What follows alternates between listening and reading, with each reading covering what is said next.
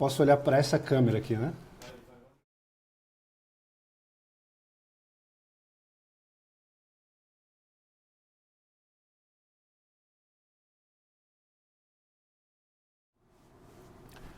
Boa tarde, pessoal. Eu sou Alan Gani. Escrevo aqui no InfoMoney, no Economia e Política Direto ao Ponto. Também sou professor aqui do curso Tesouro Direto com ganhos turbinados. Como vocês sabem, de vez em quando eu trago economistas, analistas políticos para falar sobre a situação econômica e política do Brasil e no mundo. Hoje eu tenho a honra de entrevistar o analista político Felipe Martins. Felipe Martins é o analista que acertou o resultado da eleição nos Estados Unidos, a eleição de Donald Trump, mas não é só que ele acertou o resultado geral da eleição, ele acertou o resultado por estados. Dos 50 estados norte-americanos, Felipe Martins acertou 48 estados. Certamente quem ouviu seus conselhos naquele dia ganhou muito dinheiro na Bolsa de Valores. Felipe Martins também é colaborador do jornal Gazeta do Povo, é analista político e consultor. Felipe Martins, eu gostaria de agradecer a sua presença aqui no InfoMoney. Muito obrigado por você estar, Alan, eu que aqui com a agradeço, gente. É uma enorme honra estar aqui com você. Também acompanho o seu trabalho, acompanho seus textos. Enfim, o seu trabalho em geral, a própria InfoMoney também é uma fonte de informação para mim, eu tenho acompanhado. Então é uma enorme honra estar aqui. Eu só queria acrescentar, você falou sobre a minha colaboração com a Gazeta do Povo. Além disso, também sou editor assistente do Senso em Comum, é um portal. Inclusive, bem lembrado, o Flávio Morgenstein, que também já esteve aqui também. O chefão do Senso em Comum, esteve aqui com você. Então a gente faz um trabalho ali também, tanto a Gazeta do Povo quanto o Senso em Comum. Algumas das análises que provavelmente a gente vai conversar aqui, a gente desenvolve lá no site também. Final a gente retoma isso daí para você divulgar. Beleza. Legal. Felipe, vamos lá.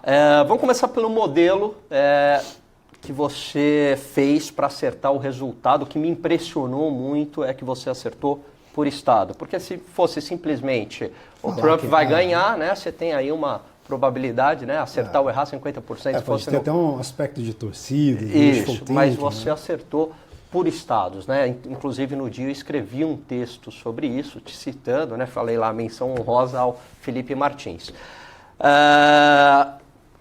Esse modelo, fala um pouco dele. Ele é um modelo qualitativo, ele é um modelo quantitativo. Como é que é esse modelo aí tão preciso para acertar resultado? Então, voltando um pouco ali a minha retaguarda analítica que me permitiu trabalhar com as eleições americanas e chegar a um resultado que eu acredito, pelo que eu tenho procurado desde que as eleições foram concluídas, eu fui o que mais acertou, não só no Brasil, como no mundo como um todo, mesmo dentro dos Estados Unidos. Nós temos lá muitos especialistas, muitos dos quais eu sigo e acompanho o trabalho, tenho um enorme respeito, mas felizmente eu tive ali uma análise mais precisa. Então, essa retaguarda analítica ela vai muito além, na verdade, de um modelo. A minha formação de origem é Relações Internacionais, eu sou formado em Relações Internacionais, e ali desde a conclusão do meu curso, a minha ênfase e o meu interesse já era trabalhar com previsões, mas previsões mais globais e mais gerais no âmbito das relações internacionais. Então, a minha ideia era desenvolver ali modelos, inicialmente era desenvolver modelos de forecasting para prever, por exemplo, grandes guerras, grandes mudanças no cenário internacional. E aí, evidentemente, você está falando de algo muito mais complexo do que apenas uma eleição. Então, ao me deparar com esse problema, que era algo que eu queria ali, embora desde a graduação, normalmente na graduação a gente tem muito menos megalomaníaco, né? Mas eu tinha ali esse interesse real, e eu comecei a me deparar com alguns problemas. Então, quando você me pergunta se o modelo era quantitativo e qualitativo, isso já aponta para um dos aspectos ali do trabalho que eu desenvolvi. Então, o que eu encontrava na academia era justamente isso, uma ênfase quase que exclusiva em modelos quantitativos. Então, vocês que trabalham muito com o mercado, os modelos quantitativos acabam tendo uma confiança assim, quase que unânime, enquanto que os modelos qualitativos são vistos como falhos e tudo mais. Mas eu peguei os principais modelos que eram utilizados no âmbito político. Na política internacional a gente tinha muito pouca coisa. A gente tinha principalmente o trabalho do professor Bruce Bueno de Mesquita, que é um professor da Universidade de Colômbia. Ele presta consultoria para a CIA. Ele é brasileiro? Não, ele tem esse nome, mas é porque tem uma ascendência ali de portugueses e tal, mas ele é americano mesmo. Apesar do nome, ele é americano. E ele é, assim, a grande referência em forecasting no campo das relações internacionais. Ele trabalha basicamente com teoria dos jogos e com modelos que ele não revela totalmente quais são os modelos dele, mas ele é ali o principal scholar, o principal acadêmico no campo das análises prospectivas das relações internacionais. Então eu comecei analisando o trabalho dele, vendo o nível de acerto, qual era o histórico dele, se ele tinha de fato obtido sucesso com aquilo. Ele tinha realmente algumas coisas muito impressionantes para mostrar. Perfeito. E ao mesmo tempo tinha alguns pontos cegos. E eu comecei a voltar essa análise principalmente para áreas em que eu conhecia melhor a realidade, como as próprias análises que ele fazia sobre a América Latina e sobre o Brasil exclusivamente. E aí o que eu notava é que sempre faltava ali algum aspecto, que era o aspecto da ação humana. Então até fazendo referência ali ao livro do Mises, que também trata sobre a centralidade da ação humana nas ciências sociais como um todo, na economia, na política. E eu comecei a me dar conta disso, então que faltava um aspecto qualitativo. E aí, além dele, eu analisei alguns outros modelos que eram preponderantes na academia e comecei a buscar, então, possíveis formas de melhorar aquilo ali, de incrementar aquilo ali para conseguir resultados melhores.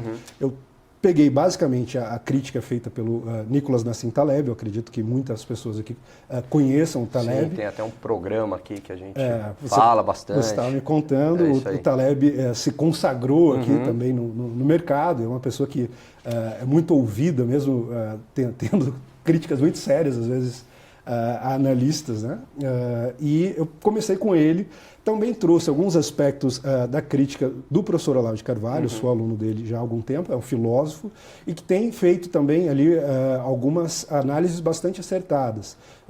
Cheguei a quantificar ali o índice de acerto dele, o histórico, as previsões acertadas e tudo mais, e comecei a trabalhar então para construir um híbrido que juntasse aspectos quantitativos e aspectos qualitativos.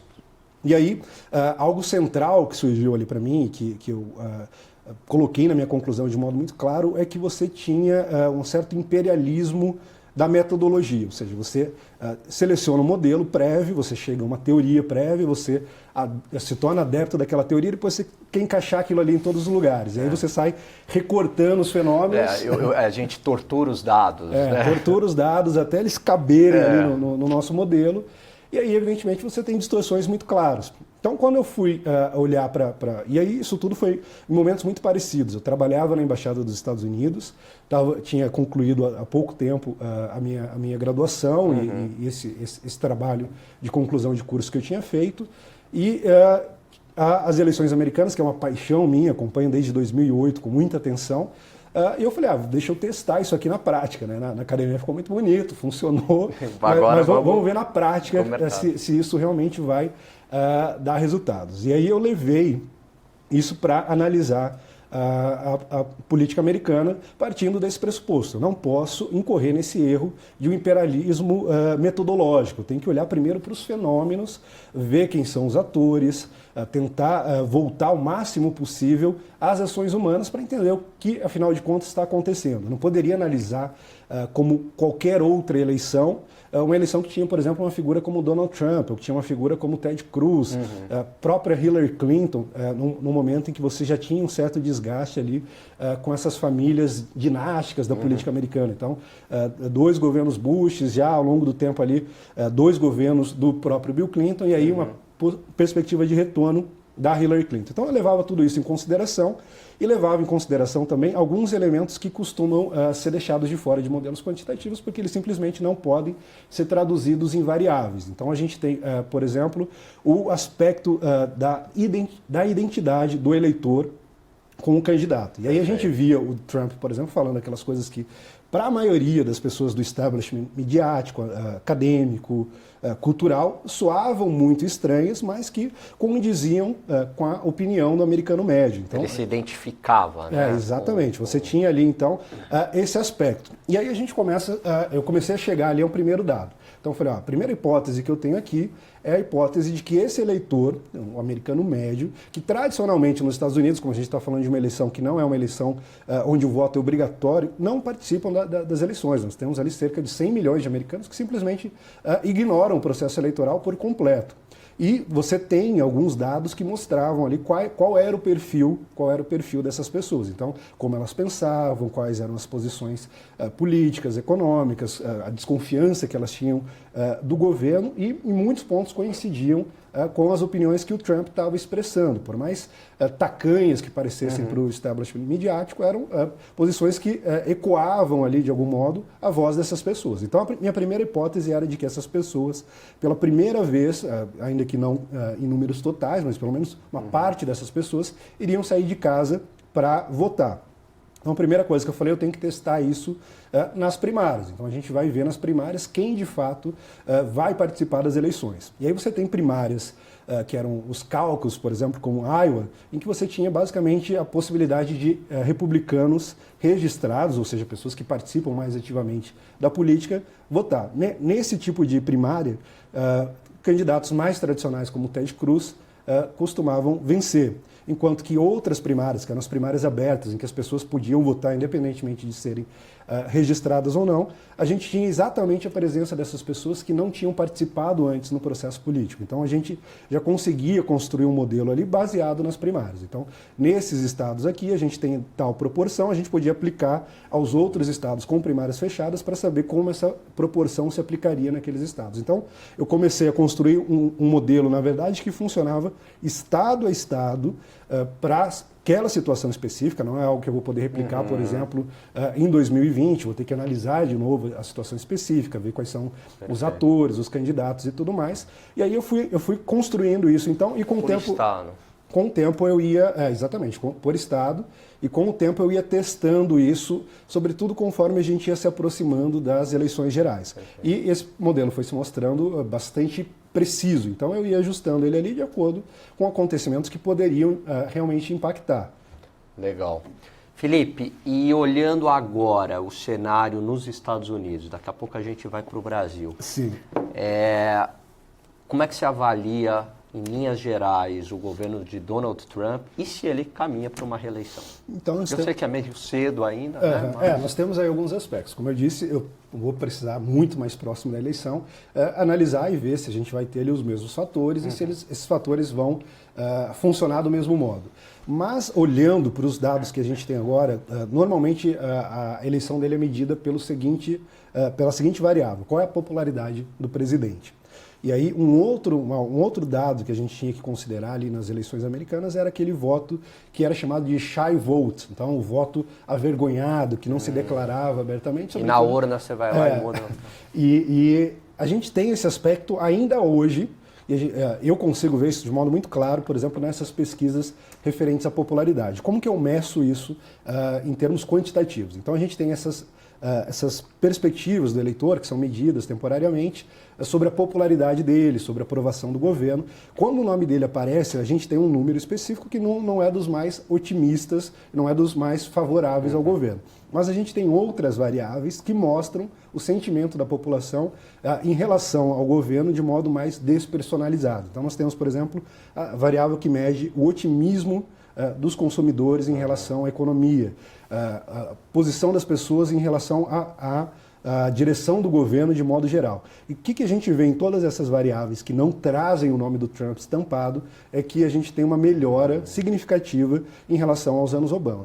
Então, já no aspecto da popularidade, isso também começa a aparecer em algumas pesquisas mais recentes. Mas só por essas outras variáveis a gente já pode indicar que ele está conseguindo, digamos assim, fazer um governo que é bem visto. Se não é dito explicitamente pela população envolvendo o nome dele, ao menos o sentimento geral, e isso pode ser percebido também no próprio consumo efetivo, no modo como as pessoas têm se portado, tanto em relação à política quanto em relação à economia, Então eu acredito que ele está, sim, fazendo um bom governo, no sentido aqui mais político-eleitoral possível, não estou analisando ainda tecnicamente o que ele está fazendo, embora eu também concorde que ele tem conquistado ali grandes vitórias no sentido técnico também.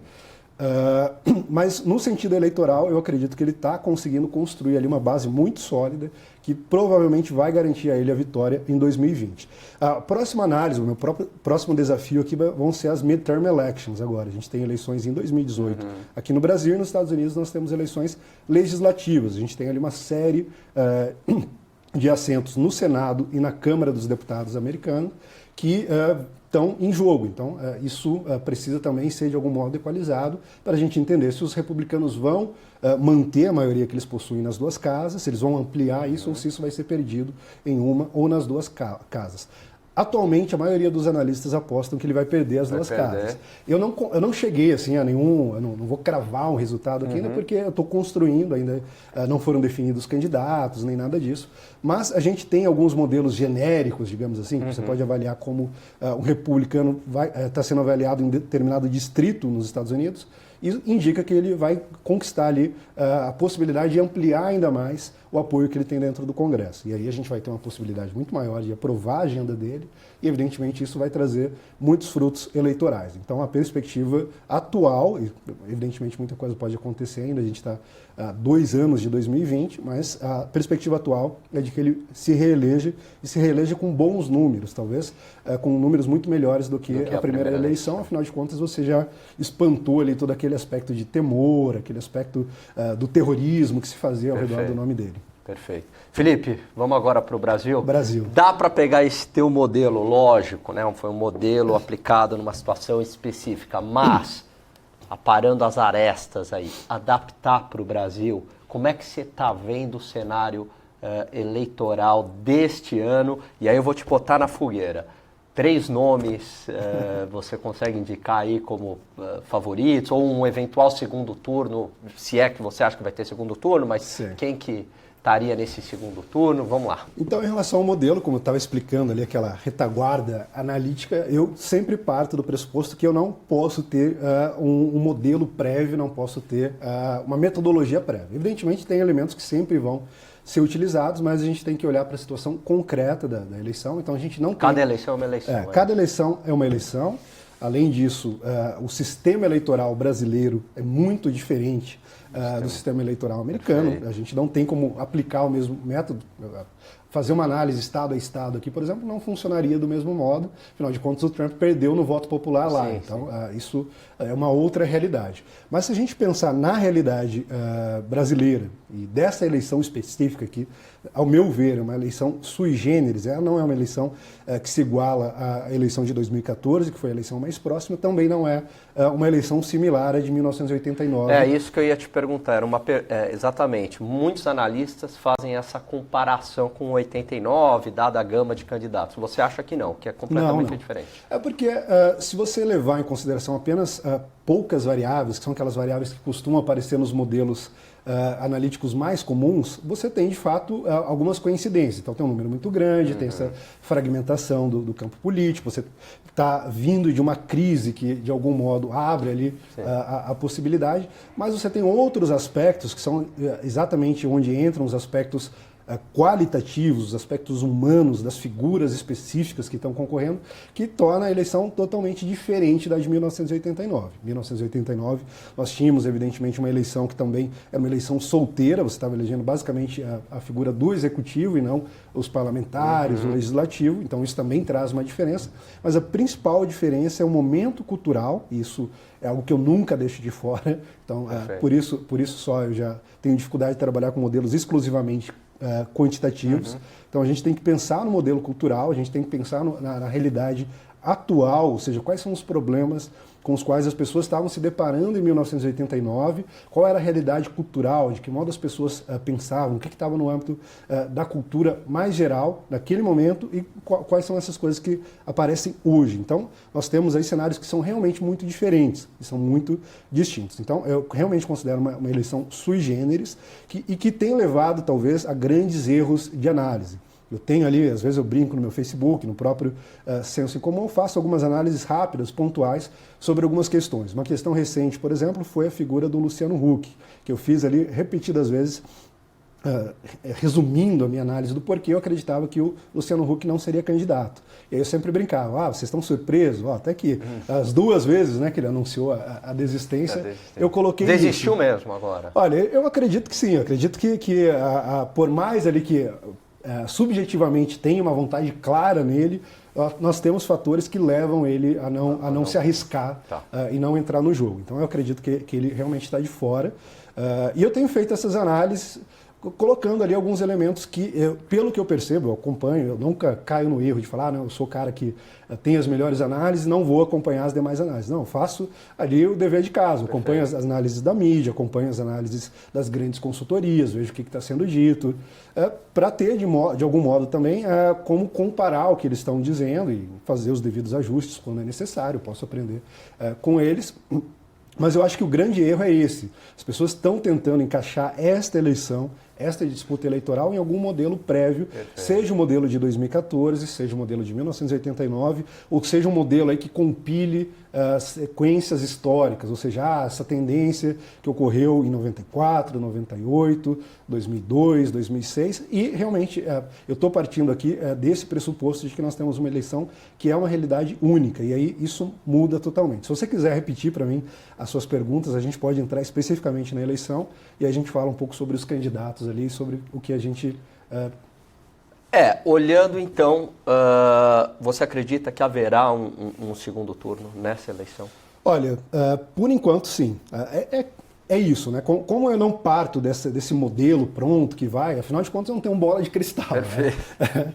Muita gente às vezes cai nesse erro. Chega ali, coloca o modelo diz tal coisa, e isso não vai mudar. Nós não temos ainda perfeitamente definidos quais serão os candidatos, quais serão as composições das forças políticas. E isso é algo muito importante a ser considerado. Nós temos algumas figuras que estão se desenhando como candidatos, eu tenho algumas apostas, inclusive que são um pouco heterodoxas, para dizer o mínimo. Eu aposto, por exemplo, tenho apostado, isso não é uma aposta no sentido de garanto 100%, mas eu tenho apostado uma grande probabilidade de que o Dória ainda seja candidato, que é uma figura que está sendo descartada já há algum tempo. Candidato a? Não a governador, como tem se falado, mas a presidente.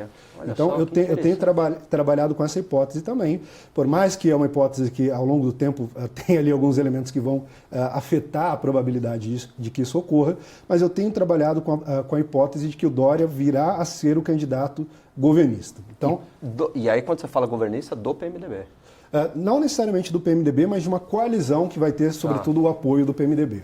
Muito mais provavelmente, eu acredito, pelo Democratas, que está agora com a figura do Rodrigo Maia, mas que eu não considero, não tenho trabalhado com ele como um candidato de fato, embora tenha se colocado, e aí você tem elementos de estratégia política, ele pode estar buscando ali garantir mais um mandato à frente da Câmara, ele pode estar usando isso como uma espécie de palanque, afinal de contas ele também precisa buscar a sua reeleição, e a candidatura presidencial sempre dá uma tensão muito maior, mas eu considero a hipótese de que o Dória seja candidato, não do governo, como a gente tem visto movimentações dele, inclusive nesse sentido, buscando diretórios para apoiar ele nas primárias do PSDB, mas também como candidato à presidência. E eu tenho trabalhado com essa hipótese que, como eu disse, já foi bastante descartada, e eu acredito, inclusive, que ele seja ali a figura que o Michel Temer tem em mente quando ele pensa no candidato governista ideal. Ele não pensa no Rodrigo Maia, ele não pensa no Henrique Meirelles, talvez ele pense nele antes de qualquer coisa,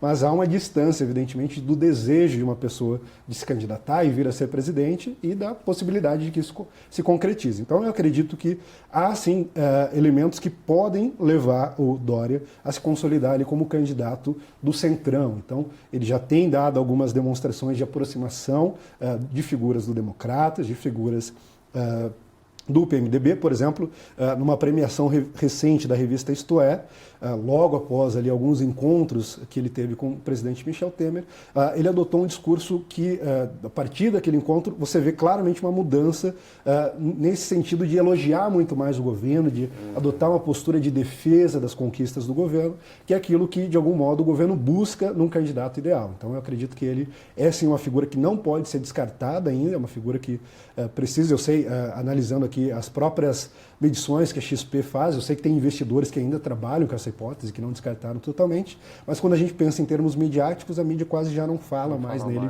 como candidato.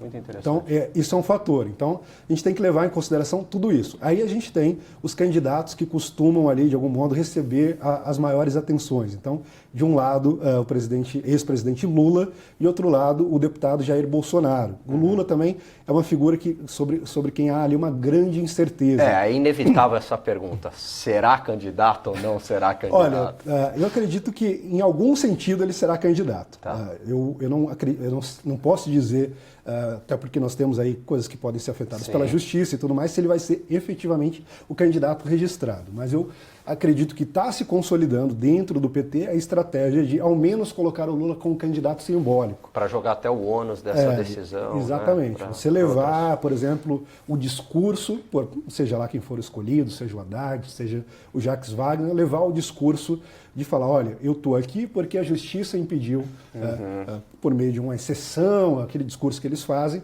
o presidente Lula de se candidatar. Mas o Lula é a figura em quem vocês vão estar votando. Então, quando eu digo que em algum sentido ele será candidato, é ao menos nesse sentido simbólico, ao menos, de trazer a figura dele e colocar a figura dele como algo central durante a campanha. Então, eu acredito que pelo menos isso é algo que tem se consolidado ali nos debates internos dos intelectuais do PT, dos estrategistas do PT.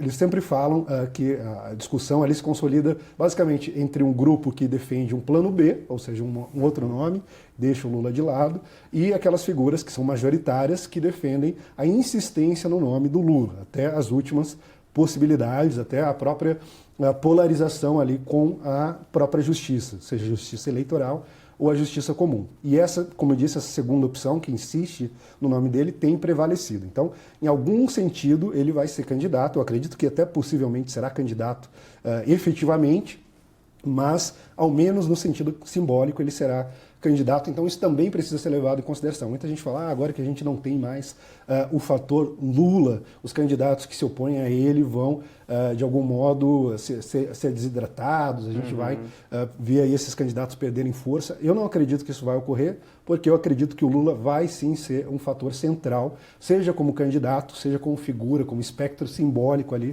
durante as eleições. Aí, sobra aqui, como eu falei, a gente tem essas figuras centrais, o Bolsonaro. Bolsonaro também é uma figura a quem eu tenho dado bastante atenção, assim como eu tinha feito com o Trump na eleição americana, porque eu acho que existem muitos erros analíticos em relação a ele. Então, de novo, uma tentativa de analisar o Bolsonaro como um candidato convencional, como um candidato que se encaixa aí em algumas tendências históricas das nossas eleições. E eu acredito que isso simplesmente não é possível. Então, uma análise bastante comum que eu tenho visto é a análise de comparar as eleições de 2018 com as eleições de 2014. E aí a figura do Bolsonaro apareceria aqui como a figura da Marina Silva apareceu em 2014.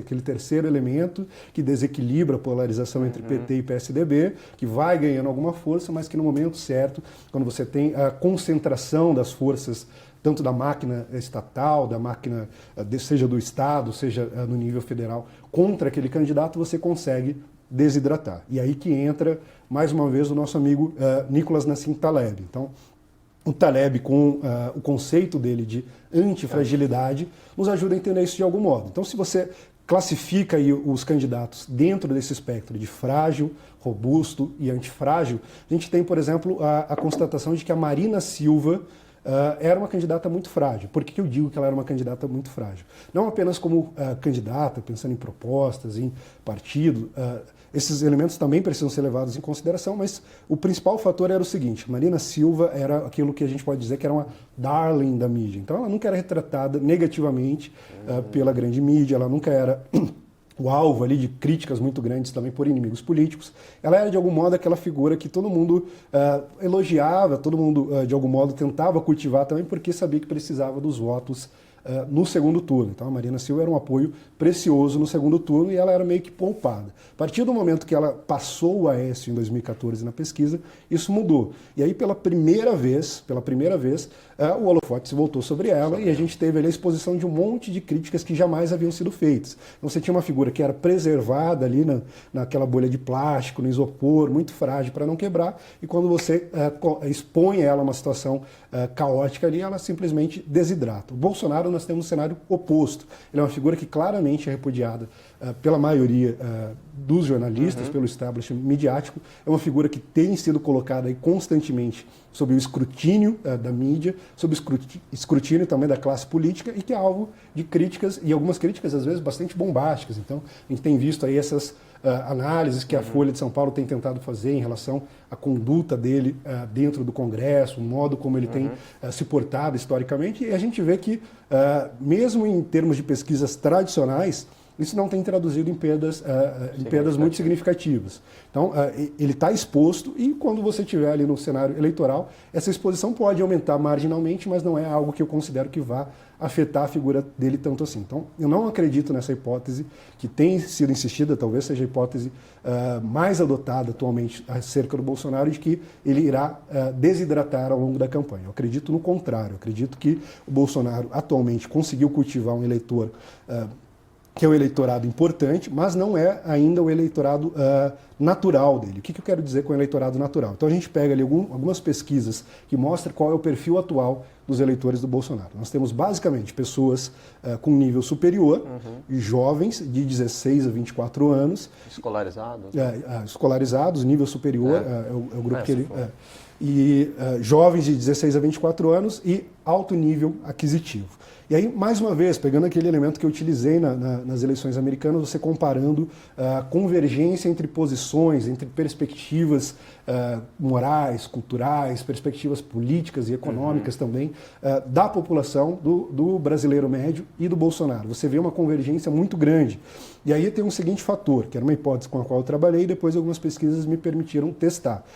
Esses três grupos, pessoas com nível superior, jovens de 16 a 24 anos e pessoas com nível aquisitivo maior. O que elas têm em comum? Elas têm em comum o fato de elas se informarem pela internet. E aí isso algumas pesquisas mostraram. Essas pessoas que votavam no Bolsonaro eram pessoas que se informavam majoritariamente pela internet, que não recorriam aos meios de mídia tradicional. Então, durante a campanha, o que a gente vai ter? Inevitavelmente, por mais que ele não tenha um tempo considerável de TV, ele vai ser exposto em entrevistas, ele vai ser exposto, por exemplo, é tradição os candidatos serem entrevistados pelos programas da Globo, pelo próprio Jornal Nacional, os debates vão dar alguma exposição, e eu acredito que vai haver um encontro dessas propostas que convergem com a perspectiva de uma parte significativa da população com a própria população. A população ainda não sabe que existe um candidato com esse perfil que defende essas coisas e nunca teve a oportunidade de olhar para esse candidato sem o filtro da mídia de algum modo. O grande desafio para a campanha dele vai ser exatamente esse, furar esse filtro da mídia e se apresentar como ele se apresenta às pessoas que se informam pela internet. Ô Felipe, em relação, não só um outro desafio, a máquina partidária. Ele está num partido que é pequeno, inexpressivo. Isso é um obstáculo? Olha, Alan, é um obstáculo, mas não um obstáculo tão significativo quanto algumas pessoas têm dito. E aí, mais uma vez, eu volto nessa ideia do imperialismo do método. Então, nós temos aqui estabelecido. Isso, eu passei ali por disciplinas de ciência política, fiz algumas disciplinas de análise política e é recorrente ali, você aprende isso na academia. É o ponto padrão, assim, digamos, de partida para uma análise eleitoral, você levar em consideração, no caso do Brasil, a máquina partidária, a capacidade de construção de palanque e tudo mais. Mas isso é aquilo que eu disse, você corre o risco de tentar encaixar um fenômeno bastante específico dentro de um modelo que muitas das vezes não explica aquele fenômeno. Como que eu vejo esse problema? Para que serve a máquina partidária? A máquina partidária, evidentemente, serve para alguns efeitos laterais, ali como propaganda, que não é um meio legal, mas que normalmente é utilizado, e serve basicamente para você montar o palanque, que é você trazer uma massa, digamos assim, para apoiar aquele candidato, seja por meio, então, dos políticos eleitos já daquele partido, prefeitos, vereadores. Corpo a corpo. Corpo a corpo. E isso, de fato, é um fator que tem que ser levado em consideração, mas quando a gente olha para o Bolsonaro, a gente vê que, de algum modo, ele tem prescindido desses elementos para conseguir esse corpo a corpo. Então, a gente não pode se apegar tanto ao modelo e ignorar aquilo que está aparecendo ao nosso redor. A gente tem, por exemplo, um fenômeno que nunca foi visto no Brasil, pelo menos eu sou novo ainda, então pode ser que tenha ocorrido, mas eu, pelo menos, nunca vi. Você tem, por exemplo, essas chegadas dele no aeroporto, que não são, pelo que me consta, coisas muito organizadas, de modo centralizado, ou seja, não é organizada por políticos, por vereadores, por essa máquina tradicional, mas que traz ali um grande retorno em termos de militância, em termos de apoio. Um outro fator, você tem, por exemplo, essas pessoas que se juntam e voluntariamente espalham esses outdoors, que até uma coisa ali que eu realmente nunca tinha visto em relação a político nenhum. Então, constroem isso. De algum modo, então, ele tem esse apoio, que é exatamente a finalidade da máquina estatal. É isso que a máquina estatal, a máquina partidária visa alcançar. Então, a máquina partidária visa alcançar esse tipo de apoio que ele já tem obtido prescindindo desse apoio partidário. Então, eu acredito que esse é um elemento que vai sim trazer, quando a gente pensa em tempo de televisão, é um fator que vai ser levado em consideração, que precisa ser ponderado, mas precisa ser ponderado dentro das atuais circunstâncias e não dentro desse modelo genérico. Então, nós estamos analisando uma eleição como qualquer outra, como a de 2014, como a de 2010. Quer dizer, essa eleição é diferente, não dá simplesmente para eu... Né, isso que era muito importante no passado, hoje talvez já não tenha o mesmo peso. Exatamente, até porque assim, nós temos de fato regras eleitorais que são totalmente diferentes. Eu mencionei que eu passei pela Embaixada dos Estados Unidos, eu tive a oportunidade de trabalhar também no Tribunal Superior Eleitoral em 2014, durante as eleições. Eu fazia parte da assessoria internacional, acompanhei ali todo o processo, recebi convidados internacionais para apresentar a eles o nosso sistema eleitoral e o nosso processo eleitoral também. Então, eu pude me familiarizar muito ali com o sistema e sei que ele mudou bastante. Mudou, por exemplo, do ponto de vista do tempo de campanha. Antes nós tínhamos um tempo muito maior, agora nós teremos apenas 30 dias. Em tempo de TV também foi significativamente reduzido. Se em 2014 nós tivemos partidos que conseguiam ali, junto com todas as coligações que eles formavam, ter até 10 minutos de campanha, agora nós temos um programa eleitoral que na sua íntegra vai ter 13 minutos. Então, a importância relativa desse tempo de TV vai ser diminuída também. Como eu disse, isso precisa ser ponderado, mas precisa ser ponderado dentro das situações atuais, dentro das circunstâncias atuais, sem considerar apenas algo genérico, que é o que eu tenho visto aí, que a maioria dos analistas tem feito e que eu acredito que é a origem principal desse erro. Felipe, você falou da máquina partidária e a máquina federal, a máquina pública, o quanto que ela vai pesar, ou, né, ou se o PMDB tiver candidato próprio, ou apoiando um determinado candidato, o quanto que isso ainda é importante no Brasil. Inclusive é uma tese do Carlos Andreasa, da Jovem Pan, da capilaridade, né, a força da máquina estatal. O quanto isso é relevante? Olha, de fato é relevante. Nós não podemos dizer que é algo totalmente irrelevante, até pensando aqui em um candidato governista genérico. Então, vamos dizer, nós podemos pensar no próprio Temer, que agora, de algum modo, parece buscar cada vez mais essa posição, ou no Henrique Meirelles, ou no Rodrigo Maia. Mas, como eu disse, o candidato que eu tenho em mente quando eu faço essas análises é o Dória. Então, eu estou trabalhando com o Dória. Dória é uma figura que, além disso, ele tem alguns elementos, alguns ativos eleitorais que são bastante importantes e que vão também influenciar. Então, somando, a gente pensando ali nos ativos eleitorais do Dória, somando essa força da máquina estatal, a gente tem sim um desafio consistente. Mas aí, quando a gente pensa em termos de capilaridade, mais uma vez nós temos que olhar para a realidade e para as circunstâncias atuais. De fato, a máquina estatal tem uma enorme capilaridade, o próprio PMDB como partido, e aí pensando PMDB, DEM, PP, todos aqueles partidos que devem ali de algum modo formar uma base que vai compor esse candidato do Centrão. Coalizão, né? Essa coalizão que vai apoiar o candidato do Centrão, eles de fato têm uma capilaridade muito grande. Mas aí a gente tem que olhar alguns outros elementos novamente. Então, quando a gente pensa em termos de capilaridade, A gente tem que levar em consideração, por exemplo, o apoio, o apoio que algumas figuras, como o próprio Lula e o Bolsonaro, têm em algumas camadas que também têm uma capilaridade. Então, o Lula, por exemplo, ele conta com o apoio de pessoas que não estão exatamente dentro da máquina, mas que têm trazido votos tradicionalmente para o PT, como professores, como sindicatos. Isso não é algo que está equalizado na máquina. E o Bolsonaro, do mesmo modo, ele tem ali alguns apoios que costumam ser deixados de lado. Você tem, por exemplo, a primeira vez os militares vão poder se candidatar a fazer voto em trânsito, aquele voto que, quando você está fora do seu domicílio eleitoral, você pode votar apenas no presidente. Isso é uma possibilidade que foi aberta pela primeira vez para os militares, tanto para a polícia militar, que normalmente quando está em atividade não pode dar uma passada rápida ali na escola mais próxima e depositar o seu voto, quanto para os militares das 3 Forças Armadas. Então, isso é um fator novo e tem sim já aí algumas pesquisas que mostram que o Bolsonaro tem um apoio majoritário desses meios. Então, em que sentido a gente pode traduzir? Evidentemente, os militares, durante as suas atividades, não vão fazer campanha para um candidato, mas, evidentemente, eles estão localizados em uma série de lugares em que eles têm um alcance muito maior do que certos partidos e também do que a máquina estatal. Então, os militares se colocam, por exemplo, nas entranhas da Amazonas. E quando a gente olha lá, a gente vê que o norte é exatamente a região onde o Bolsonaro tem um apoio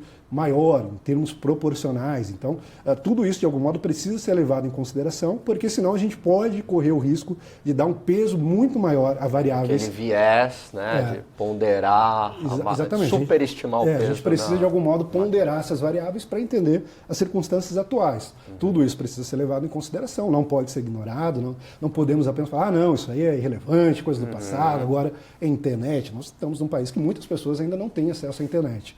Mas essas coisas todas precisam ser, evidentemente, elas vão afetar o peso que cada variável vai ter. E eu acredito que essa variável, nesta eleição, embora importante, vai ter um peso relativo muito menor. Me parece que você colocou um segundo turno, provavelmente com a presença do Bolsonaro. Talvez esteja errado aqui, né? Não, tá certo, tá certo.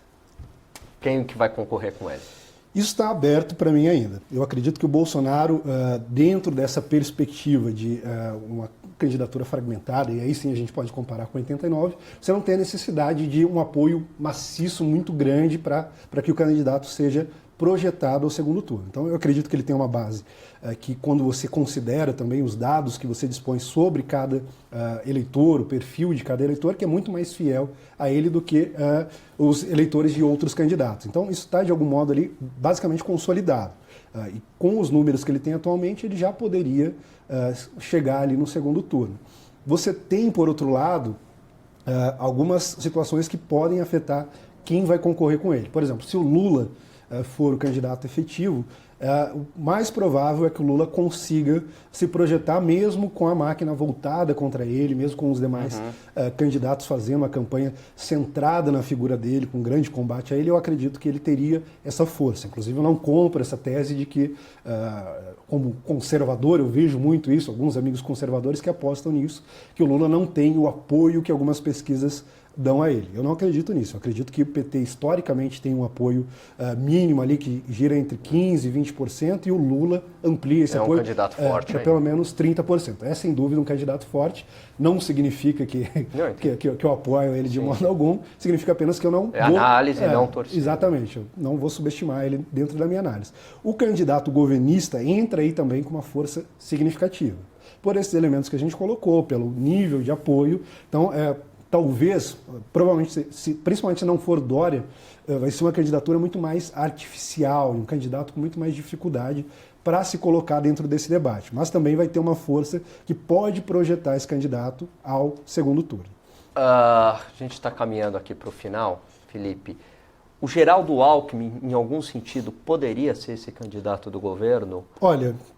acho que é a única figura aqui que a gente que deixou de fora. Talvez das figuras mais relevantes que a gente precisa levar em consideração, o Geraldo Alckmin, e aí uma outra figura seria o Ciro Gomes, que também não pode ser totalmente descartado, sobretudo se o Lula não for o candidato. Ali sim a possibilidade de que ele consiga, de algum modo, catalisar esse apoio que tradicionalmente era do Lula para ele. Mas em relação ao Geraldo Alckmin, isso aqui talvez seja a minha grande discordância do do Andreasa, eu acredito que ele simplesmente não vai emplacar. E não vai emplacar por uma série de motivos que, mais uma vez, não estão sendo considerados. Então, primeira coisa, é a primeira vez que o PSDB tem um desafio à direita. Uma figura como o Bolsonaro nunca se colocou numa eleição em que o PSDB tivesse ali chances reais de disputar e vencer.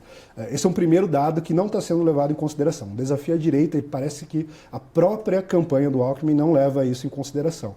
Um segundo dado, o apoio do Democrata sempre foi estratégico e primordial para o PSDB, sobretudo no Nordeste. Então pensem lá nas eleições de 94 e 98, quando o Fernando Henrique conseguiu consolidar a vitória no primeiro turno. Nós tínhamos figura do ACM. nós tínhamos um PFL ainda, que era muito forte, o PT ainda não tinha conseguido se firmar dentro do Nordeste, e aquilo foi crucial para a vitória. Agora, claramente, o Democratas caminhou para dentro da órbita do governo. Então, caminhando para dentro da órbita do governo, a tendência natural é deixar a candidatura do Geraldo Alckmin de lado. Ele não tem apoio também do próprio partido. O partido não está ainda unificado. A gente vê aí as movimentações do Fernando Henrique Cardoso. Ele tem a dificuldade da grande impopularidade do partido gerado pelo problema com o Aécio Neves, que foi o último candidato, e que muitas pessoas, inclusive, depositaram uma grande confiança, e justamente por isso causa uma revolta talvez até maior do que em relação a figuras a quem eles se opunham, como os petistas. Então,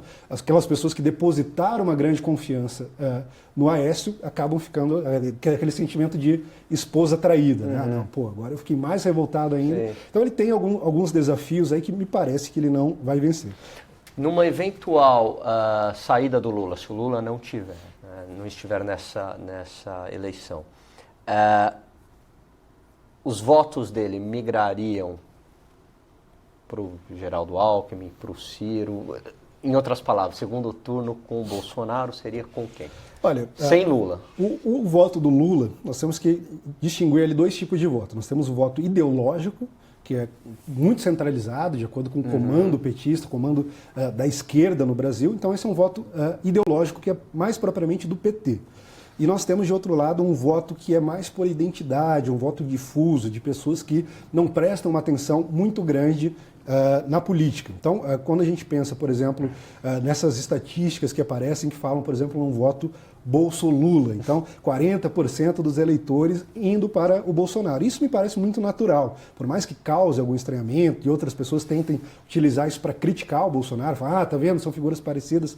O principal fator que as pessoas levam em consideração no momento da eleição, fator até pré-racional, inconsciente, é o fator da identidade. Então a pessoa, ela vota naquela pessoa em quem ela se reconhece, pelo menos de algum modo. E aí nós temos figuras, o Lula de um lado, com perspectivas e propostas totalmente distintas das perspectivas e das propostas do Bolsonaro, mas que conseguem ter uma grande facilidade de se comunicar com o povo. Então esse elemento da identidade vai ter um papel aí e vai transmitir alguns eleitores para o Bolsonaro. Então, ao contrário do que os analistas estão dizendo, eu acredito que com a saída do Lula, o Bolsonaro se beneficiaria e não se prejudicaria. Mas, pensando nesse voto mais ideológico, nós temos duas possibilidades. Ou eles vão insistir realmente naquele voto ao menos simbólico no Lula, através de uma figura ali representando ele como candidato, seja mais uma vez o Fernando Haddad, seja mais uma vez o Jacques Wagner. Há essas possibilidades, talvez um outro nome surja. Mas há também uma grande probabilidade, aí, quando a gente não pensa apenas no voto petista, mas naquele voto mais difuso da esquerda, de que esse voto seja levado para o Ciro Gomes. Isso porque nós temos, por exemplo, movimentos estudantis, nós temos sindicatos que não são exatamente vinculados ao PT, embora trabalhem em conjunto. E o Ciro Gomes tem trabalhado, ele tem feito um périplo pelo Brasil, passando em universidades, em sindicatos, para tentar cativar, digamos assim, esse eleitor e preparar ali para a circunstância que o Lula não saia candidato, ele conseguir esse apoio. Então, por isso que eu disse que talvez aqui os candidatos que a gente precisa prestar atenção, Bolsonaro, o próprio Lula, e aqui o Lula tanto físico, pessoa física, quanto o Lula figura simbólica, o Geraldo Alckmin não pode ser totalmente descartado, embora na minha concepção atualmente ele seja um bom candidato ali a terceiro ou quarto lugar. Então, provavelmente hoje eu colocaria ele ali como alguém que ficaria no quarto lugar. O candidato do governo, e aí, como eu disse, eu estou trabalhando com o Dória, e o Ciro Gomes. Então, essas figuras aí são as que eu considero mais relevantes na disputa eleitoral, com um destaque para o Bolsonaro, que me parece mais certo em relação à participação dele no segundo turno, e aí então vendo quem vai disputar para representar o outro lado. E aí, evidentemente, dependendo de quem for o candidato, nós temos uma leitura distinta para o segundo turno. Diferentes candidatos vão ter diferentes desempenhos contra ele no segundo turno. Aí você volta aqui depois no segundo turno para fazer a sua previsão. Exatamente. Felipe Martins, eu gostaria de te agradecer pela sua presença aqui. Foi um ótimo bate-papo, né? Foi muito bom te entrevistar, principalmente por você trazer visões diferentes que não estão aí na grande mídia e visões embasadas. Para quem quiser seguir o teu trabalho, lembrando que quem apostou no teu trabalho lá na vitória do Donald Trump ganhou dinheiro naquele dia, né? Era para você estar lá em Wall Street. Quem quiser acompanhar melhor o teu trabalho, onde é que o pessoal te encontra? Eu tenho lá os meus artigos, então, no Senso em Comum. Eu e o Flávio fazemos uma dobradinha ali. Ele é o editor do Senso em Comum, é o fundador do Senso em Comum, e eu sou o editor adjunto, editor assistente.